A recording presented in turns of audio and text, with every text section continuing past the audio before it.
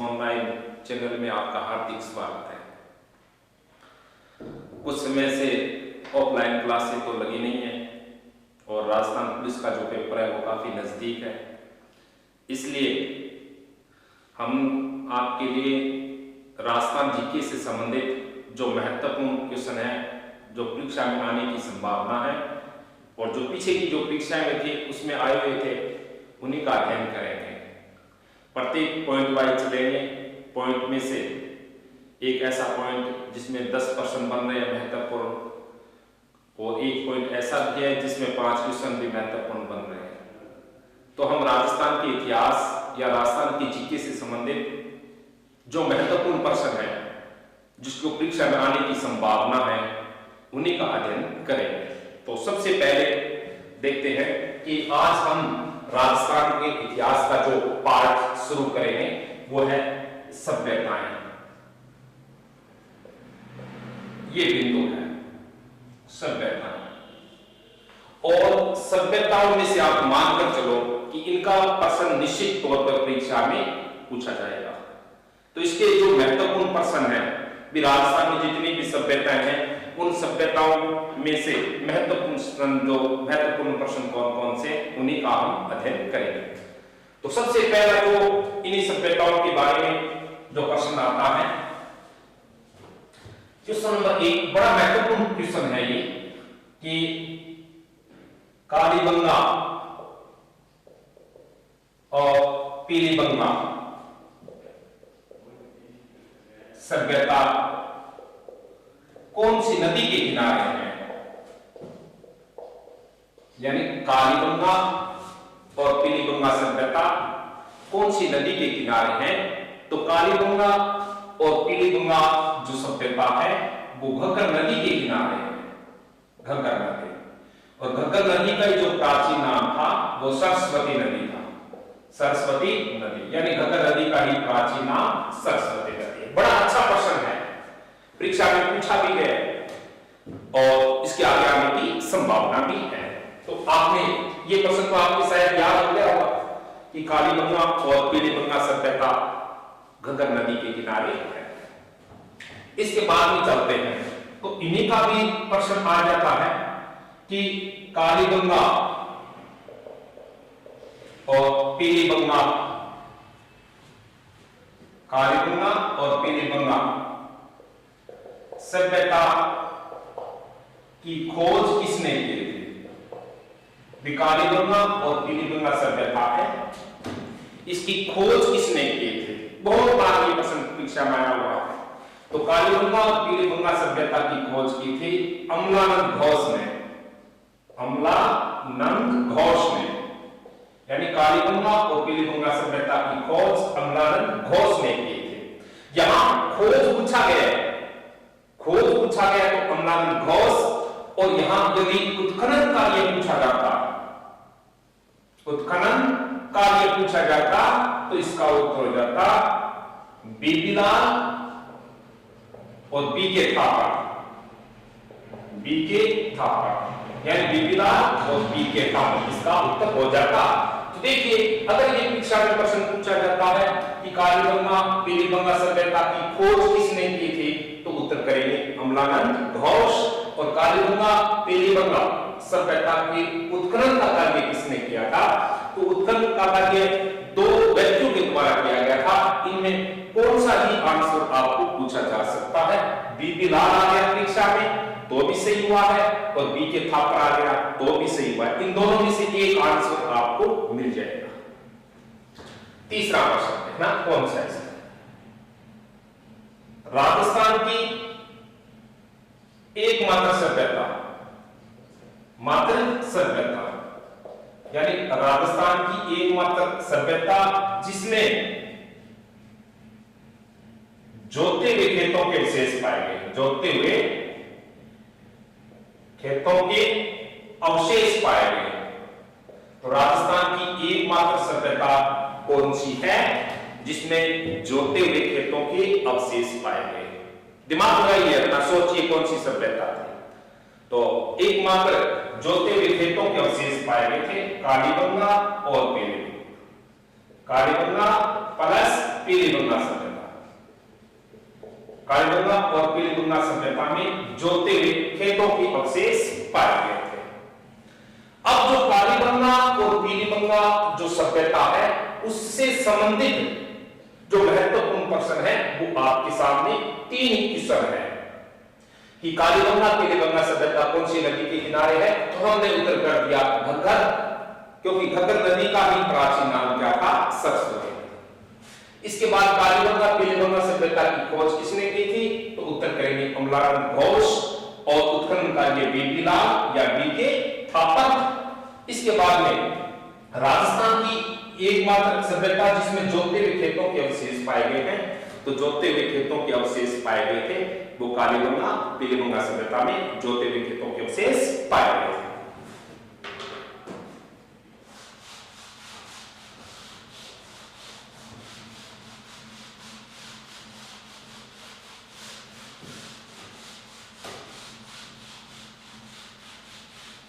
इसके बाद देखते हैं कौन सा प्रश्न परीक्षा में आने के लिए तैयार है, आगे की परीक्षा में कौन सा प्रश्न आ सकता है।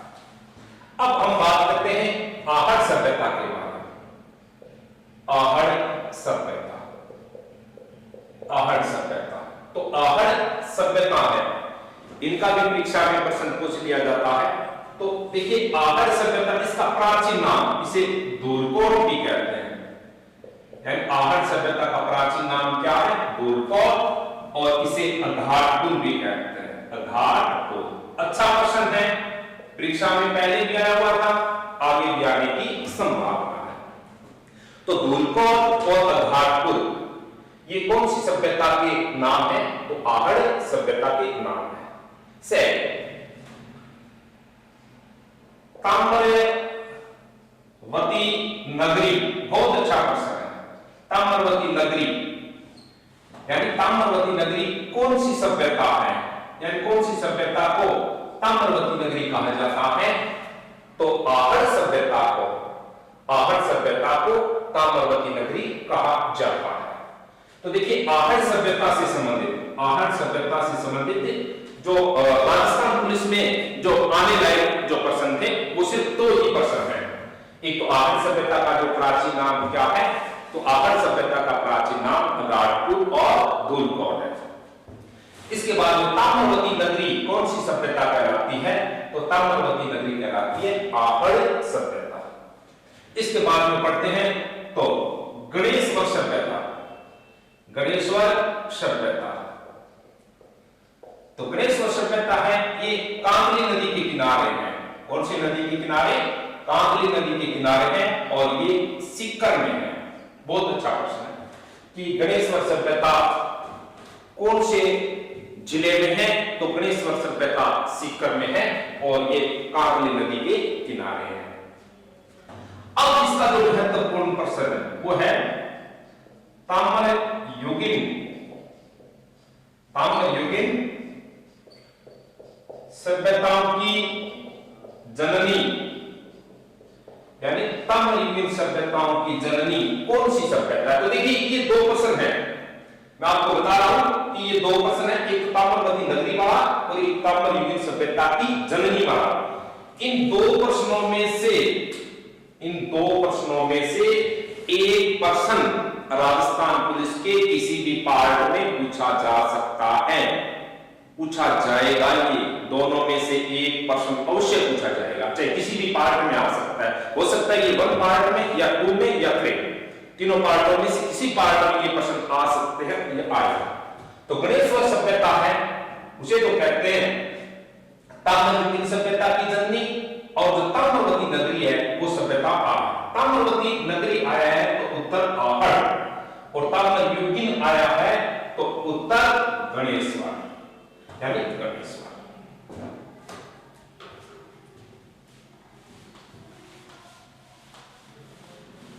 इसके बाद चलते हैं आगे, यानी राजस्थान का टाटा नगर कौन सी सभ्यता है, बहुत अच्छा प्रश्न है ये। राजस्थान का टाटा नगरी या टाटा नगर कौन सी सभ्यता है, तो ये सभ्यता है रेड सभ्यता। कौन सी? रेड सभ्यता। ये राजस्थान की टोंक जिले में है। कौन सी जिले में? टोंक जिले में। तो राजस्थान की टाटा नगरी या राजस्थान का टाटा नगर कौन सी सभ्यता कहलाती है? तो ये है रेड सभ्यता, राजस्थान की टोंक जिले में। इसके बाद चलते हैं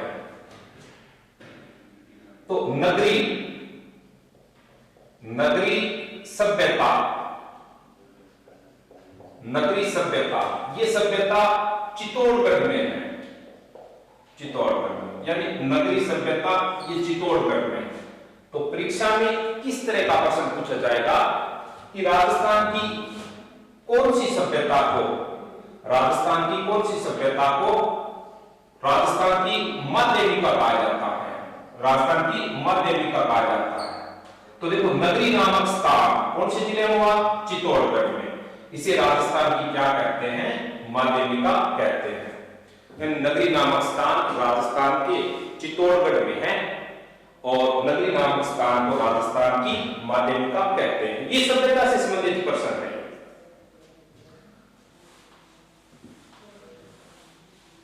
आगे देखिए आप, सभ्यता ये विराट सभ्यता, इनका भी प्रश्न परीक्षा में पूछा जा सकता है। तो विराट सभ्यता है, ये राजस्थान के जयपुर जिले में है। कौन से जिले में? ये जयपुर में। विराट सभ्यता राजस्थान की कौन से जिले में है? तो विराट सभ्यता राजस्थान की जयपुर जिले में है। कौन सी नदी के किनारे हुई है ये? तो बाणगंगा नदी के, बाणगंगा, यानी विराट की सभ्यता कौन सी नदी के किनारे है? तो विराट की सभ्यता बाणगंगा नदी के किनारे है। अब इसी सभ्यता से संबंधित जो महत्वपूर्ण प्रश्न है, वो प्रश्न सिर्फ देखना कौन सा है? सील डोंगरी। सील डोंगरी, डोंगरी का पहाड़ी होता है। सील डोंगरी, भीम डोंगरी, बिज्जत की पहाड़ी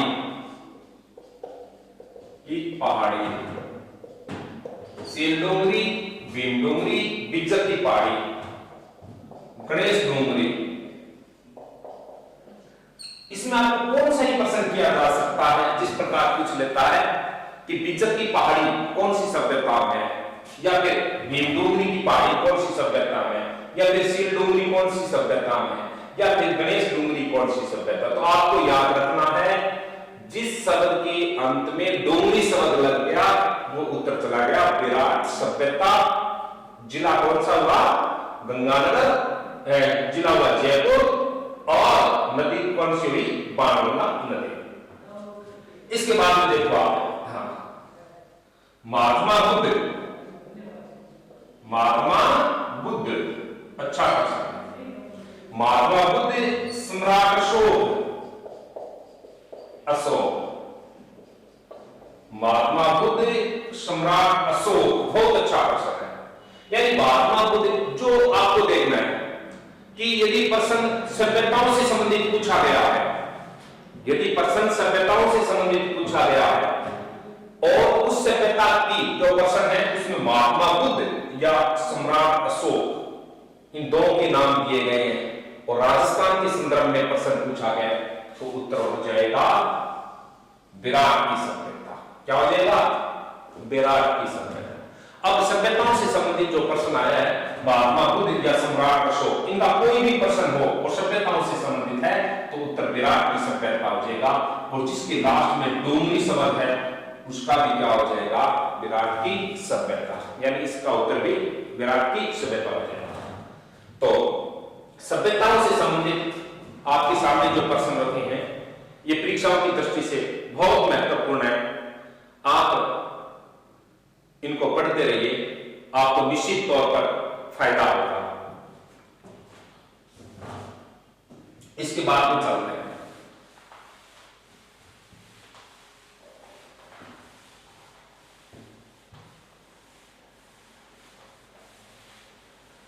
इसके बाद में जो प्रश्न है, जिस प्रकार सभ्यताओं से संबंधित चल रहे हैं तो इसमें ये भी प्रश्न आ सकता है इनका, सिक्कों यानी सिक्कों से संबंधित भी प्रश्न आ सकता है। तो सिक्कों से संबंधित जो महत्वपूर्ण प्रश्न है वो है झाड़साई सिक्के। झाड़साई सिक्के यानी झाड़साई सिक्के कौन से जिले में पाया जाता है? तो झाड़साई सिक्का है ये राजस्थान के जयपुर जिले में पाया जाता है। कौन सा? जयपुर। यहाँ झाड़साई सिक्के राजस्थान के जयपुर जिले में पाया जाता है, ये आपको याद रखना है। सभ्यताओं से संबंधित जो महत्वपूर्ण प्रश्न थे वो आपको हमने बता दिए हैं, इनका आप एक दो बार अध्ययन करो, फिर आप जो परीक्षा में आएगा उनमें आपकी कोई गलती नहीं होगी। अब इनके बाद में चलते हैं तो सेकंड पार्ट जो सर्वाधिक राजस्थान के इतिहास से जो सर्वाधिक क्वेश्चन पूछे जाते हैं वो पार्ट है किसान आंदोलन।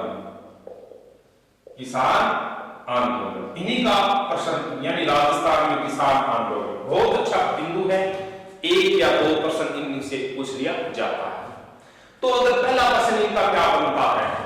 पहला प्रश्न इसका ये बनता है राजस्थान में सर्वाधिक, यानी राजस्थान में सर्वाधिक लंबे समय तक, राजस्थान में सर्वाधिक लंबे समय तक चलने वाला संगठित अहिंसात्मक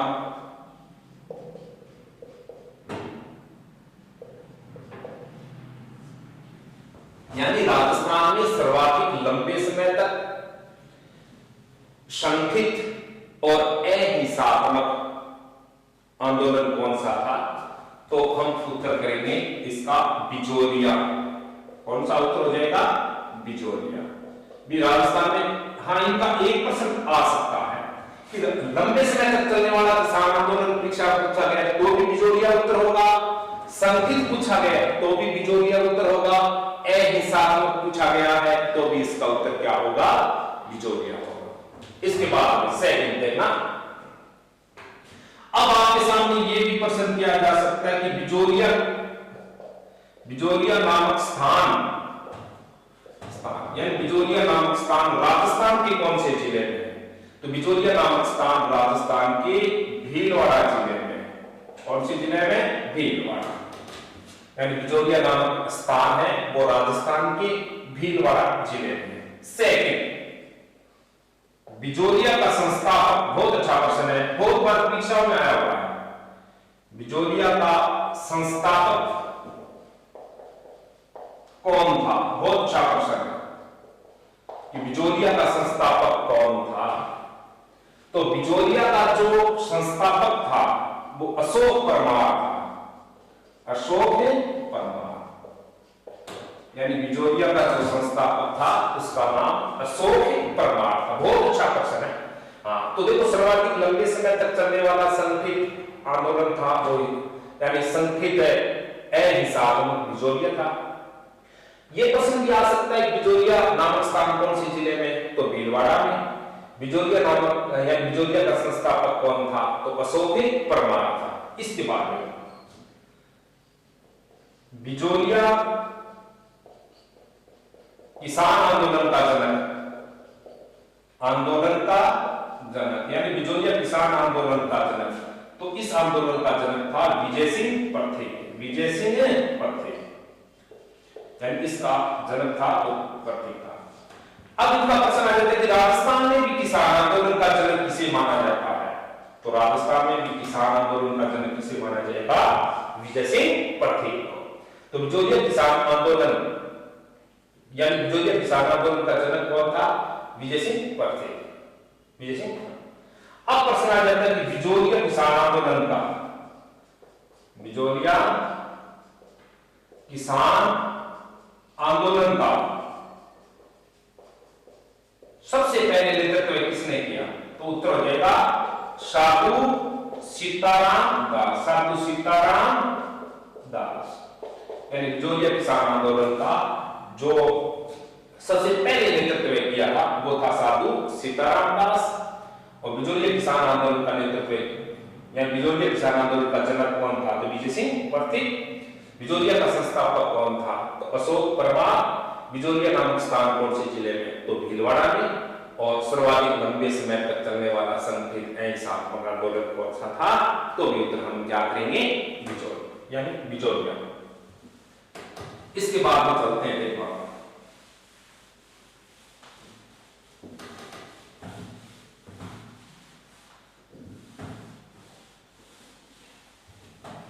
से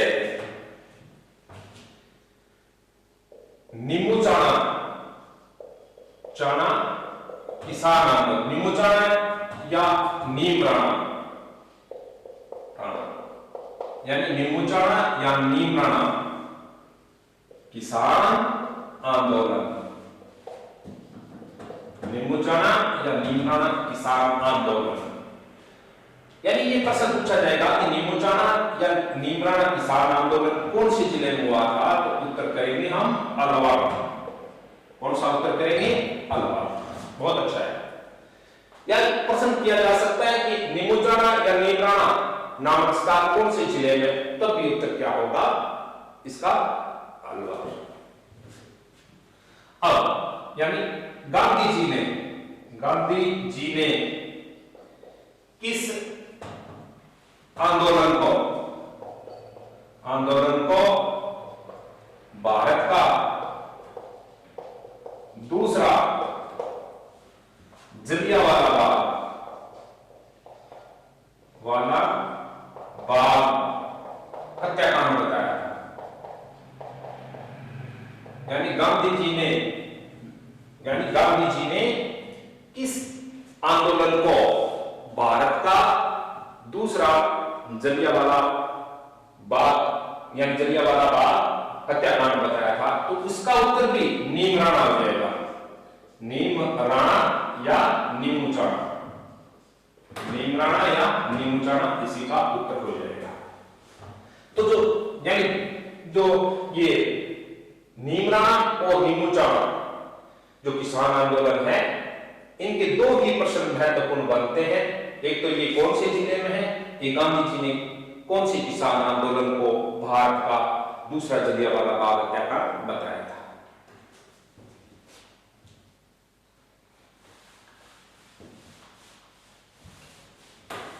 इसके बाद देखते हैं कौन सा प्रश्न परीक्षा में आने के लायक। मानगढ़ की पहाड़ी कौन से जिले में है? तो देखो मानगढ़ की पहाड़ी राजस्थान के बांसवाड़ा जिले में। बहुत अच्छा प्रश्न है। मानगढ़ की पहाड़ी राजस्थान के कौन से जिले में है? तो मानगढ़ की पहाड़ी राजस्थान के बांसवाड़ा जिले में है। इसके बाद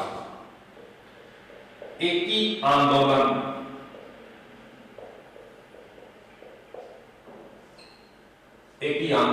से एकी आंदोलन किसने चलाया था? बहुत अच्छा प्रश्न है। तो उत्तर हो जाएगा एकी आंदोलन मोतीलाल तेजावत। बहुत अच्छा प्रश्न है।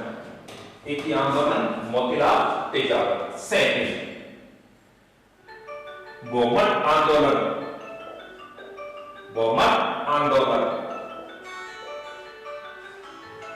तो देखो एकी आंदोलन, बहुमत आंदोलन। तो बहुमत आंदोलन चलाया था, उसी का भी नाम मोतीलाल तेजावत था। मोतीलाल तेजावत,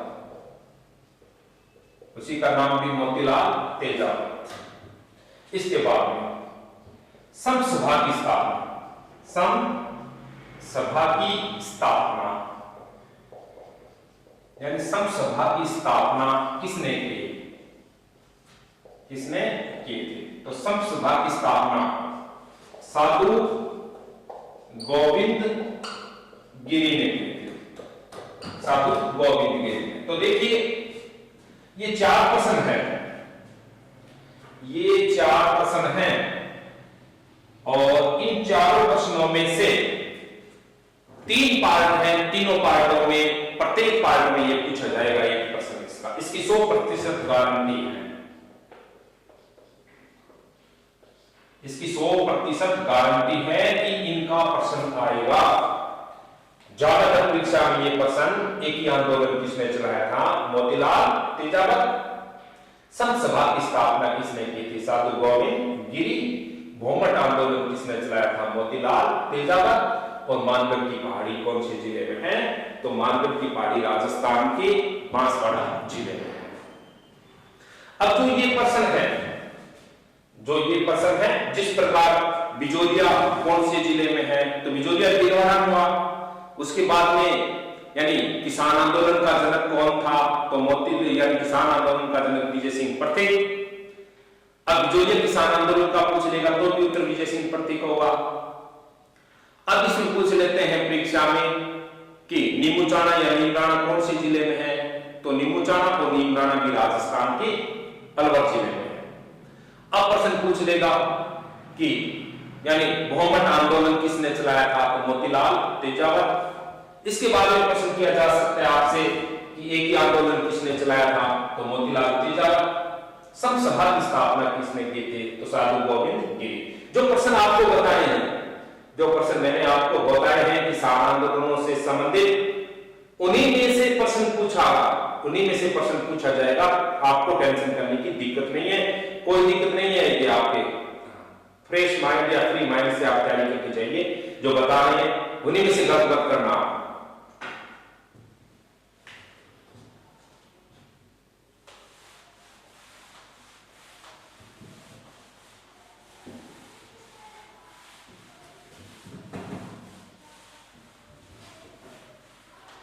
आगे देखिए आप सेकंड, इन्हीं का भी प्रश्न आएगा प्रजामंडल। तो ज्यादातर जो परीक्षा में प्रश्न पूछा गया है, वो जयपुर प्रजामंडल का पूछा गया है। तो जयपुर प्रजामंडल यानी जयपुर प्रजामंडल का संस्थापक कौन था? देखिए इसके दो उत्तर हैं। जयपुर प्रजामंडल की स्थापना 2 बार हुई थी। तो जयपुर प्रजामंडल के 2 संस्थापक हैं, वो आपको उत्तर देखने की परीक्षा में जो प्रश्न आया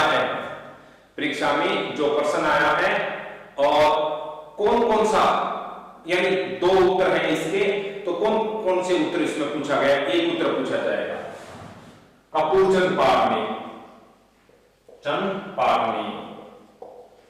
और जमनालाल बजाज।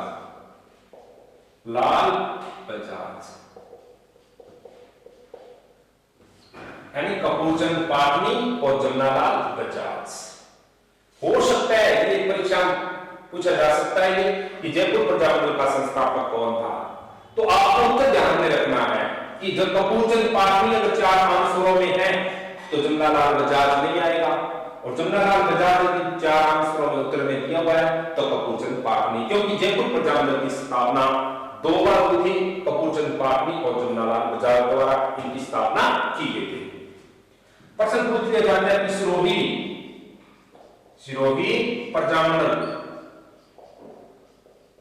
प्रजामंडल का संस्थापक कौन था? यानी सिरोही प्रजामंडल का संस्थापक कौन था? तो सिरोही प्रजामंडल का संस्थापक था गोकुल भाई भट्ट। कौन था? गोकुल भाई भट्ट। यानी सिरोही प्रजामंडल का जो संस्थापक था वो गोकुल भाई भट्ट था। इसके बाद में मेवाड़ मंडल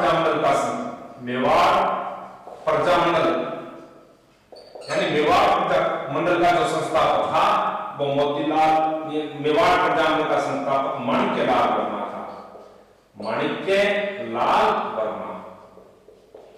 तो देखिए इनमें से परीक्षा में प्रश्न आ सकता है। अगर आपको प्रश्न पूछे कि मारवाड़ प्रजामंडल का संस्थापक कौन था?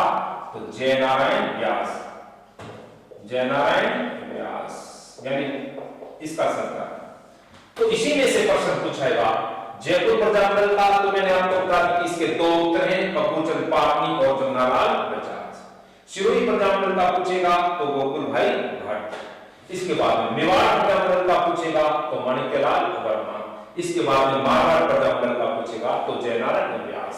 यानी राजस्थान पुलिस में जो प्रश्न पेपर आने वाला है उन्हीं में किसी तरह के प्रश्न पूछे जाते हैं। इन्हीं में से पूछ लिया जाएगा। सिरोही का पूछ लिया जाएगा, मेवाड़ का पूछ लिया जाएगा, मारवाड़ का पूछ लिया जाएगा और जयपुर का पूछ लिया जाएगा। तो 4 ये महत्वपूर्ण है, मैंने आपको चालू करवा दिए।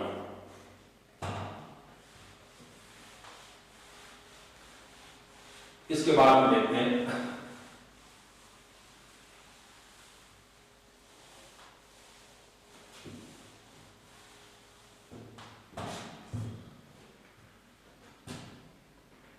इसके बाद देखो आपने राजस्थान का एकीकरण,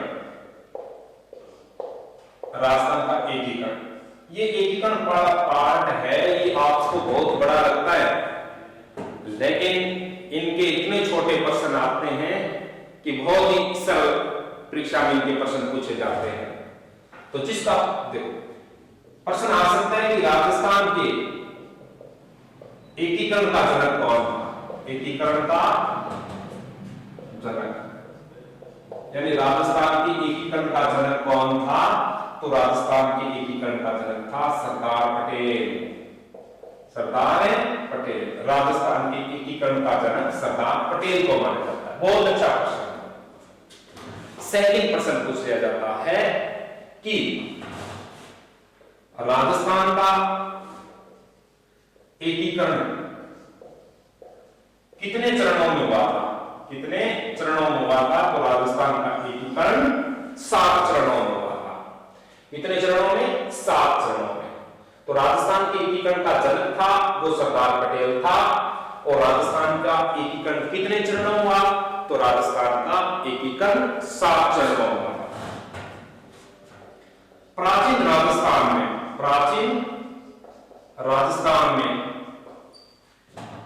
राजस्थान में कितनी रियासत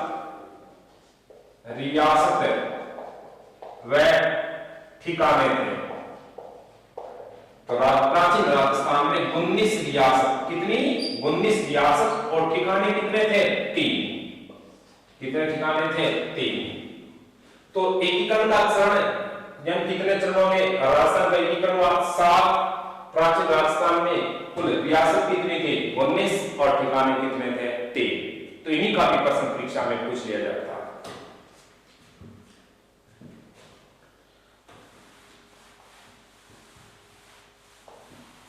अगला देखो एकीकरण से संबंधित महत्वपूर्ण क्वेश्चन कौन सा है? तो एकीकरण से संबंधित जो महत्वपूर्ण प्रश्न है वो देखना। मत्स्य संघ की राजधानी, मत्स्य संघ की राजधानी, बहुत अच्छा प्रश्न है। तो मत्स्य संघ की राजधानी अलवर, कौन सी? अलवर जिला। यानी मत्स्य संघ की राजधानी कौन से जिले को बनाया गया? तो मत्स्य संघ की राजधानी अलवर को बनाया गया। अब ये प्रश्न पूछ सकता है कि मत्स्य संघ में कितनी रियासत शामिल की गई थी? तो 4। या प्रश्न परीक्षा में पूछा जा सकता है कि मत्स्य संघ में कौन सी रियासत शामिल नहीं थी? तो अलवर 1, धौलपुर,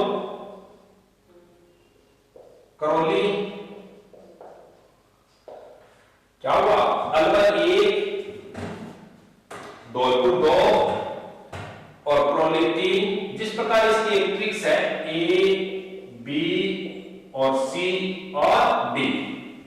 तो A का अलवर, B का भरतपुर, C का करौली और D का धौलपुर, यानी भरतपुर। अब इसमें प्रश्न आता है कि मत्स्य संघ में कौन सा रियासत शामिल नहीं थी? तो इसमें 3 तो आपको ये दे दिया जाएगा, एक इससे अलग उठा दिया जाएगा। तो मत्स्य संघ के अंदर आपको याद रखना है कि 4 रियासतें थी, अलवर, भरतपुर, धौलपुर और करौली।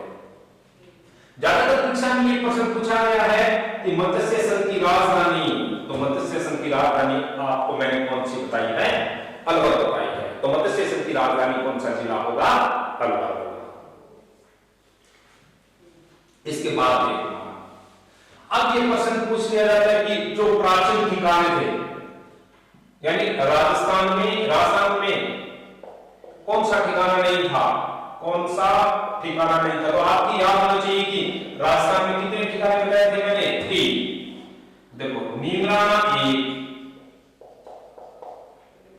और इसके बाद में लावा 2 और कुशलगढ़ 3।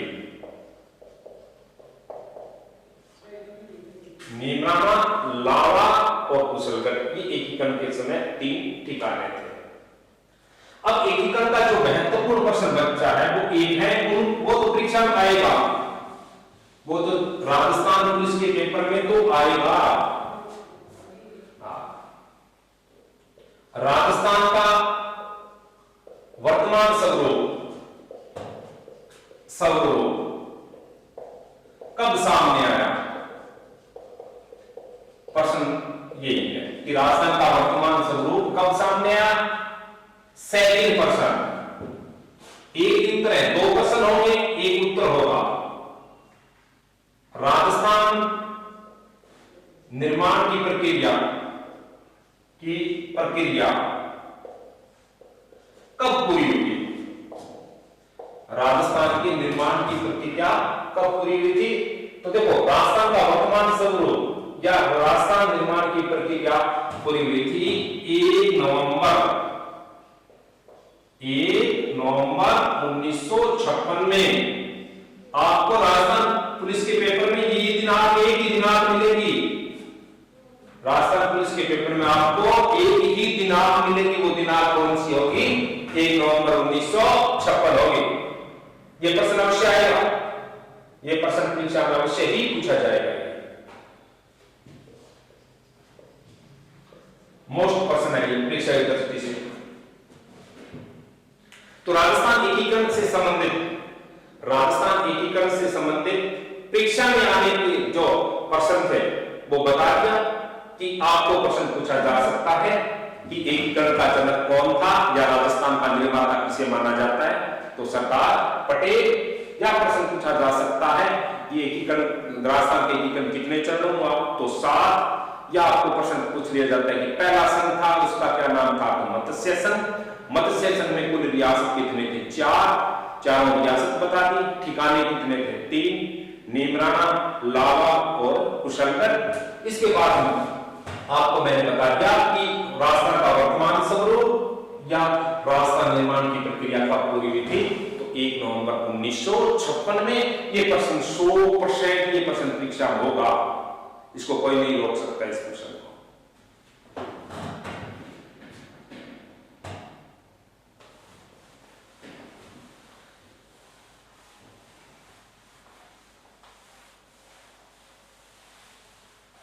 अब आप पॉइंट लेके चलते हैं आगे। राजस्थान में युद्ध, इन्हीं का भी प्रश्न आएगा। राजस्थान में युद्ध, इसी से संबंधित भी प्रश्न आएगा परीक्षा में। तो देखिए, राजस्थान में 6-7 ऐसे युद्ध हैं जिसके बारे में प्रश्न पूछा जाता है। वैसे राजस्थान में ऐसे कोई स्थान नहीं जहां पर युद्ध नहीं हुआ है। और जो परीक्षा की दृष्टि जो महत्वपूर्ण पार्ट है वो मैं आपको बता रहा हूं। तो परीक्षा में प्रश्न आपको पूछ लिया जा सकता है कि हल्दी घाटी का मैदान कौन से जिले में है? कौन से जिले में है? तो हल्दी घाटी का मैदान राजसमंद में है। राजसमंद में। बहुत अच्छा प्रश्न है। तो हल्दी घाटी का मैदान कौन से जिले में है? तो हल्दी घाटी का मैदान राजसमंद जिले में है। इसके बाद हल्दी घाटी का युद्ध किन किन के बीच में हुआ था? यानी हल्दी घाटी का युद्ध है वो किन किन के बीच में हुआ था? तो देखो, एक तो था महाराणा प्रताप और दूसरा था अकबर। किन किन के बीच में हुआ था? महाराणा प्रताप और अकबर के बीच में। अब इस युद्ध तो इन्हीं दो योद्धाओं के बीच में है, लेकिन अकबर आप नहीं गया था इस युद्ध में, मान सिंह को भेजा था इसने। किसको? मान सिंह को भेजा था। तो हल्दी घाटी का युद्ध, देखिए परीक्षा में इसी तरह के प्रश्न आ जाते हैं। अगर आपको परीक्षा में प्रश्न पूछा गया है कि हल्दी घाटी का युद्ध किन किन के बीच में हुआ, तो महाराणा प्रताप और अकबर। 4 मित्रों में आपको देखना है कि महाराणा प्रताप और अकबर है क्या 4 मित्रों में। यदि महाराणा प्रताप और अकबर नहीं है तो आपको उत्तर मिलेगा महाराणा प्रताप और मान सिंह। बहुत अच्छा प्रश्न। इसके बाद में चलना है तीसरा, हल्दी घाटी के युद्ध में महाराणा प्रताप का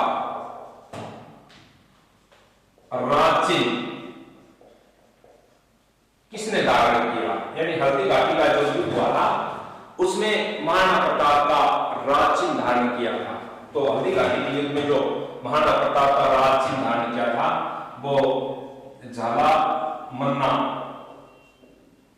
और झाला मन्ना इसी का दूसरा नाम है झाला विदा, झाला विदा यानी झाला मन्ना या झाला विदा। तो हल्दी घाटी के युद्ध से संबंधित हल्दी घाटी एक प्रश्न हो गया। हल्दी घाटी के युद्ध में महाराणा प्रताप की सेना का एकमात्र मुस्लिम सेनापति, हल्दी घाटी के युद्ध में महाराणा प्रताप की सेना का एकमात्र मुस्लिम सेनापति कौन था? तो हल्दी घाटी के युद्ध में महाराणा प्रताप की सेना में जो एक मुस्लिम सेनापति था जिसका नाम था हकीम खां सूरी। क्या नाम था? हकीम खां सूरी। बहुत अच्छा प्रश्न है। अब मैंने आपको बताए हैं कि जो हल्दी घाटी के युद्ध से संबंधित जो परीक्षा में आने लायक जो प्रश्न है वो प्रश्न हल्दी घाटी का मैदान कौन से जिले में हुआ? तो राजसमंद में। हल्दी घाटी का युद्ध किन किन के बीच में हुआ? तो महाराणा प्रताप अकबर के बीच में। हल्दी घाटी के युद्ध में महाराणा प्रताप का राज्य झाला मन्ना या झाला विदा ने। हल्दी घाटी के युद्ध में महाराणा प्रताप की सेना में एकमात्र मुस्लिम सेनापति कौन था? तो हकीम खां सूरी था।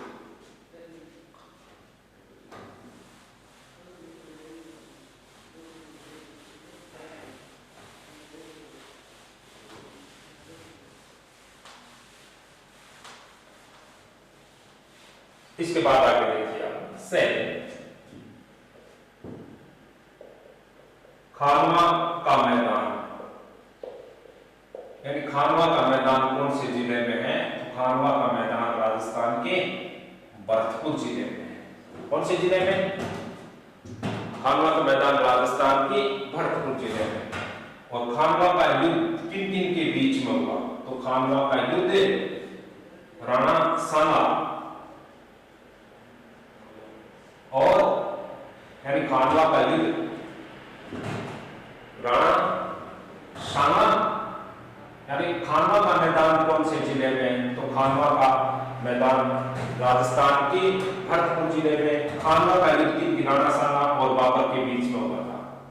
किनके बीच में? बाबर के बीच में। आपको इतना ही याद रखना है इस युद्ध के बारे में, इतना ही याद रखना है आपको खानवा का युद्ध। इसके बाद में त्राइन का युद्ध।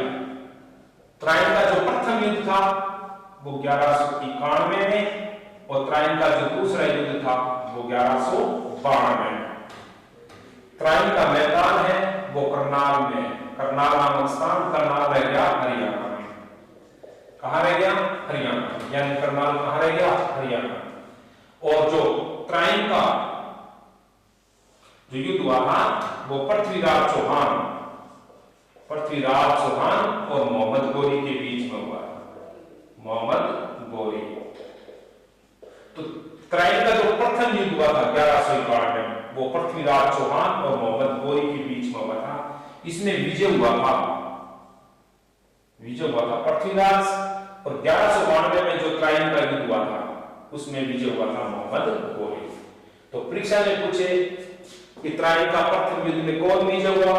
पृथ्वीराज। त्राइन के दूसरे युद्ध में कौन विजय हुआ? मोहम्मद गोरी, यानी मोहम्मद गोरी विजय हुआ था।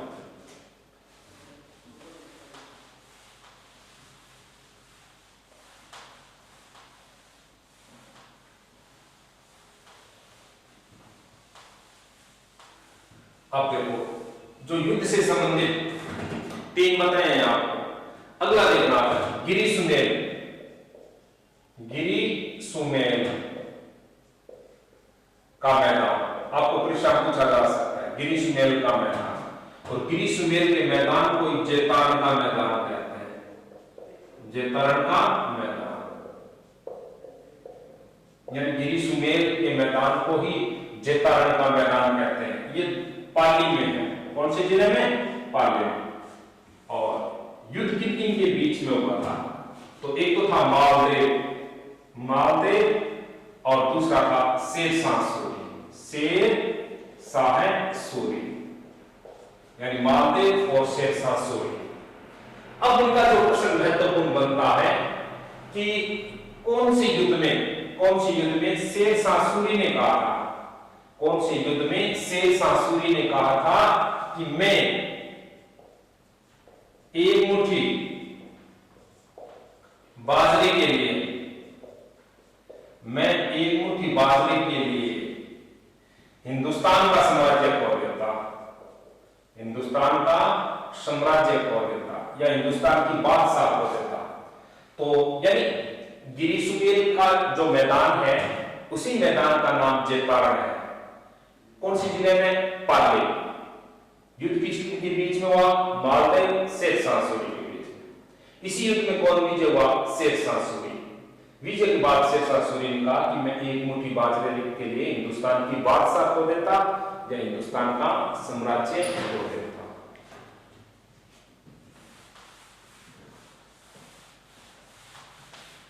आगे देखो, परीक्षा में प्रश्न किया जाता है कि दिवेर का मैदान, दिवेर का मैदान, तो दिवेर का मैदान है वो राजसमंद में है। कौन से जिले में? राजसमंद में। और दिवेर का मैदान या दिवेर का युद्ध किन किन के बीच में हुआ? तो दिवेर का जो युद्ध है वो महाराणा प्रताप प्लस अकबर के बीच में हुआ था, अकबर के बीच में। अब दिवेर के युद्ध को, इसी युद्ध को कर्नल जेम्स टोड ने, कर्नल जेम्स टोड ने, इसी युद्ध को कर्नल जेम्स टोड ने मेवाड़ का मैराथन बताया था। मेवाड़ का मैराथन, यानी मेवाड़ का मैराथन कौन सा युद्ध है? तो मेवाड़ का जो मैराथन है वो दिवेर का युद्ध है। कौन सा युद्ध? दिवेर का युद्ध। बहुत अच्छा प्रश्न है, आज परीक्षा में आ सकता है कि मेवाड़ का मैराथन कौन सा युद्ध था? दिवेर का। दिवेर का मैदान राजसमंद में। युद्ध किन किन के बीच में हुआ? महाराणा प्रताप और अकबर के बीच में हुआ था।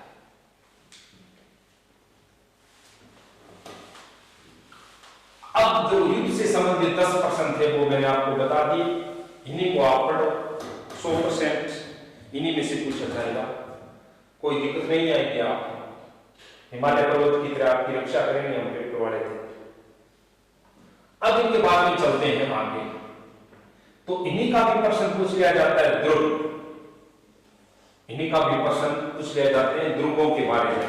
तो देखना आपने, पहला याद रखना, एक तो है सवर्ण दुर्ग, सवर्ण दुर्ग, यानी सवर्ण दुर्ग कौन से जिले में है? तो जैसलमेर में।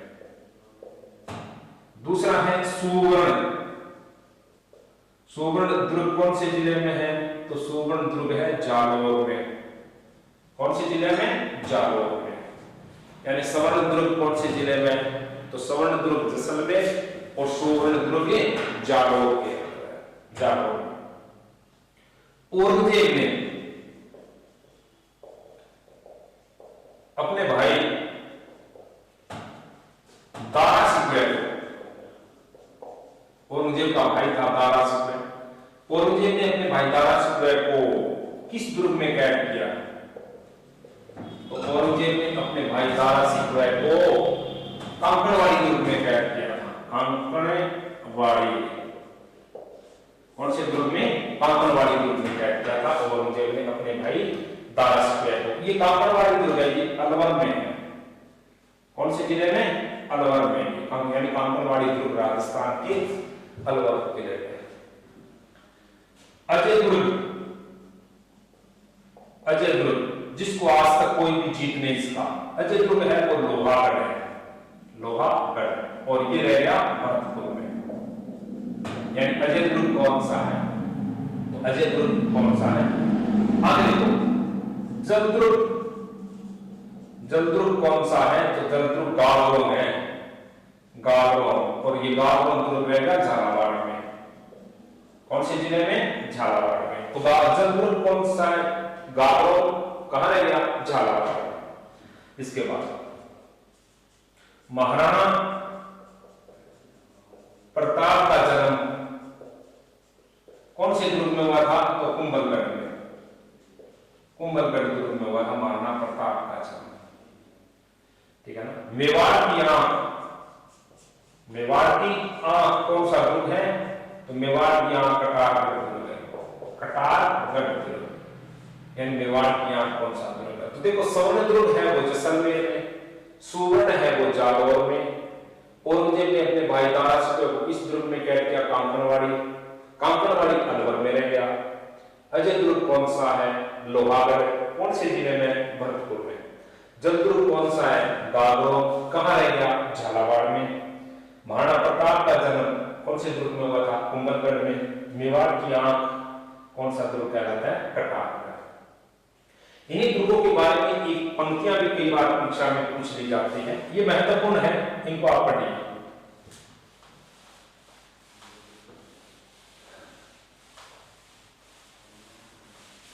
जिस प्रकार पत्थरों की टांगें, पत्थरों की टांगें, पत्थरों की टांगें आपको उस ध्रुव तक पहुंचा सकती है, वो ध्रुव रह गया सोनारगढ़ यानी जैसलमेर वाला।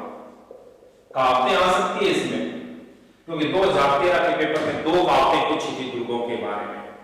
तो पत्थरों की टांगें आपको उस ध्रुव तक पहुंचा सकती है, उत्तर होगा सोनारगढ़।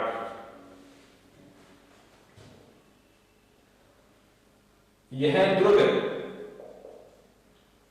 इतनी ऊंचाई पर बना हुआ है, पर बना हुआ है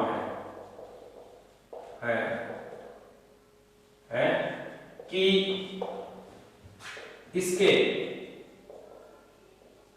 ऊपरी भाग को देखने पर सिर पर रखी पगड़ी नीचे गिर जाती है, तो पगड़ी वाला जो प्रश्न है उसका उत्तर हो जाएगा कुंभलगढ़। कौन सा? कुंभलगढ़।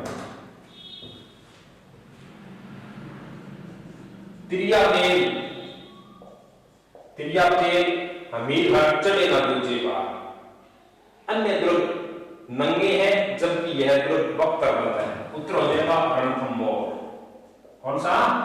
रणथंभौर। तो इन्हीं के बारे में प्रश्न पूछ लिया जाता है कि पत्थरों की टांगें आपको उस ध्रुव पहुंचा सकती है, तो उत्तर करेंगे सोनारगढ़। यह ध्रुव इतनी ऊंचाई पर बना हुआ है कि इसके ऊपरी भाग को देखने पर सिर पर रखी पगड़ी नीचे गिर जाती है, तो उत्तर हो जाएगा कुंभलगढ़।